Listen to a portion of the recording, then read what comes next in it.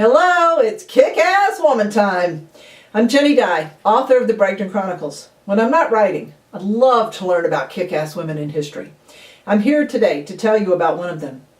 Marion was 30 years old when she was handed a death sentence. Marion had cancer of the breast and cervix. She was given 2 to 5 years to live. In the short span of 11 weeks, she had 2 surgeries, a mastectomy, and a hysterectomy. Next, she suffered through the horrible effects of chemotherapy.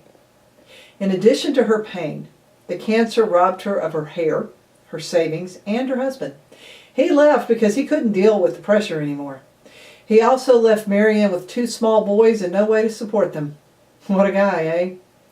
Well, one hot morning, Marion found herself on the floor of her bathroom, trying not to throw up again.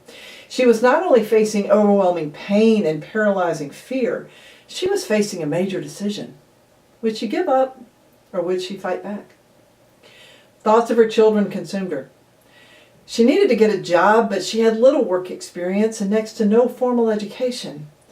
Add to that equation the fact she was a woman and a Latina, and the prospects looked about as dismal as the bathroom floor.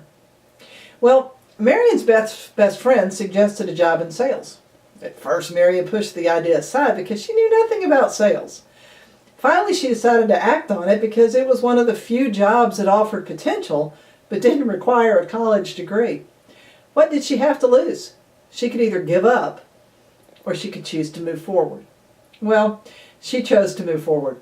But her decision about what kind of sales to do was rather unexpected.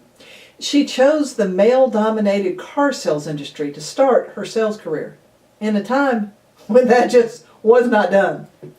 Well, in her healthier days, she'd been a switchboard operator at a car dealership, so she knew there was good money in car sales.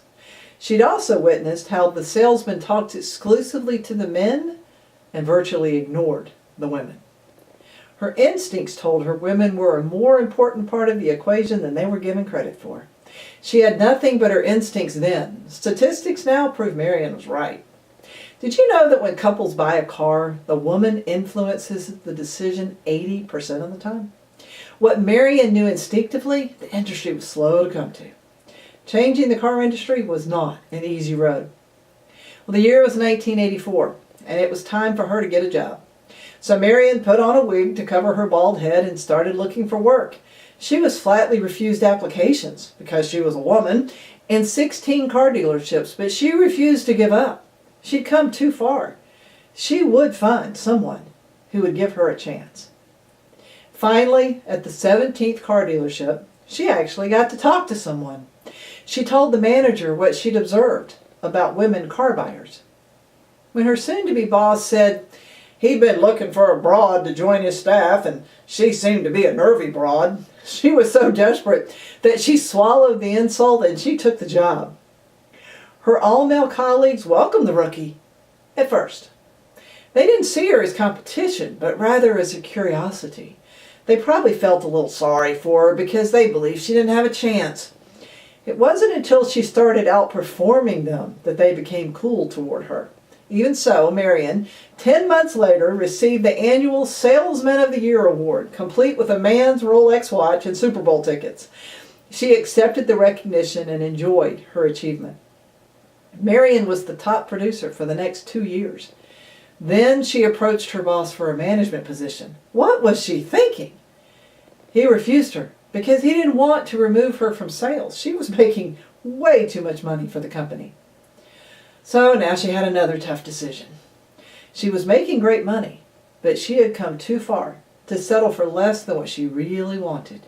She was determined to fulfill her ultimate dream. Difficult as it was, Marion left the security of that position and hit the pavement again.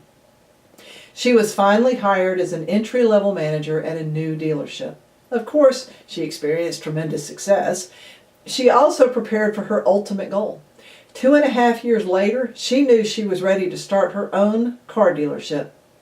She went to the drugstore and bought 50 school folders and created portfolios. She called them her brag folders. They contained her certificates, press clippings, and a biography. She sent the package to 50 CPAs all over Texas. 2 weeks later, she received a call from one of her contacts. He became her silent partner, put up the working capital and millions in loans, and Marion opened a Chrysler dealership. 2 years later, she bought him out. Now that is definitely kick-ass. In just 5 years after selling her first car, Marion Luna Brim opened Love Chrysler, complete with a heart logo on every car. Marion's motto, "It's not just the hearts on our car, it's the hearts inside our people. We're spreading love all over Texas." Today, Marion is cancer-free. The owner of 2 wildly successful car dealerships, has been inducted into the Automotive Hall of Fame, owns an ad agency, real estate, is part owner of a bank, and is an author and international speaker. This kick-ass woman has come quite a long way from her bathroom floor. You know, being a kick-ass woman is a frame of mind that takes determination, hope, and action. Believe in yourself. Keep moving forward. And remember Marion. However your journey begins, use the memory of her determination and belief to keep going. You too can be a kick-ass woman. That's all for today. Subscribe to my channel below because I'll be adding many more stories of other kick-ass women on a regular basis. If you want to check out my best-selling historical novel series that focuses on some pretty amazing kick-ass women, you can use the link below to buy the first one for just 99 cents. I would love to welcome you to the Bragdon Chronicles family. And as long as you're clicking things, I'd appreciate a like and a share if that's true for you. Have a great day, and I'll be back soon.